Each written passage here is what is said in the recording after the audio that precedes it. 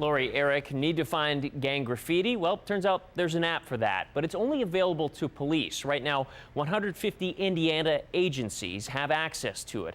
And during a summer when Indianapolis has placed extra emphasis on wiping out graffiti, iTeammate found the city's police force hasn't used the technology to its full potential. It's tedious work, hands and knees work, and the kind of work needed to erase graffiti tore city workers away from their families for 5 weekends this summer. Stop. Stop.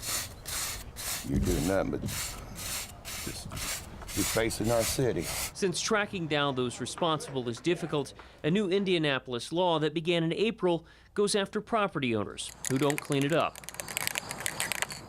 Since the city's graffiti ordinance took effect, there have been 144 cases.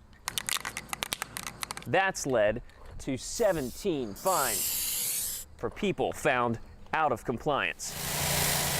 And while the city waged a public campaign to wash it out, behind the scenes, researchers at Purdue University were power washing the bugs out of a phone app they invented designed to track gang graffiti. So if you think about it, it tells a story about maybe who owns this area or who the gang thinks owns a particular area.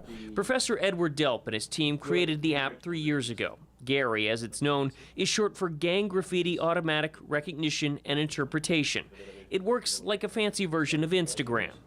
You select the region from which you want to extract a sample of the color of the graffiti. You trace with your finger, just a little sample. Officers gain access to a network with thousands of images. The theory, the more data the officers have, the better they'll be able to track the gangs. And a new GPS component helps them find graffiti in the field, even when they can't see it.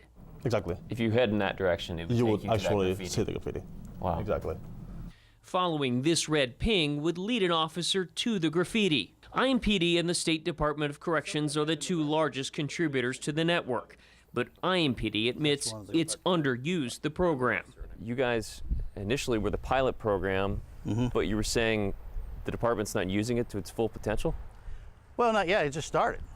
Captain David Allender with IMPD's covert operations says changeover in the gang unit and numerous software upgrades this year caused IMPD to place the gang app on the back burner. We're light years away where we were from a few years ago, but this is in its infancy, and a year from now we'll be able to say what we're doing and have a good idea, but right now we don't. But IMPD wants to change that. Just last week, it began training more officers to use it. Most of the crime that the communities are going to see is linked to narcotics or violent activity, and most of it links directly back to gangs in some capacity. This IDOC gang investigator asked not to be identified. The 6-point star and the BGD in there, that is a folk nation. He says graffiti that's been crossed out could be an indication of turf wars. His latest job? Adding to the database images of tattoos from 4,200 gang members in Indiana prisons. This type of technology is definitely helpful in letting us know what groups are where. I just thought it was just disrespectful. While the technology may be there to track gangs, that hasn't stopped the gangs from leaving behind their tracks.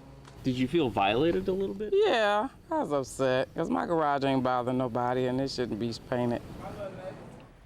Now, incorporating this app has been a years-long process. The center at Purdue that developed it has received $20 million in federal money over the past 5 years. It doesn't cost these departments a dime to access it, and the app is updated every few months. Bennett Haberly, 24 Hour News 8.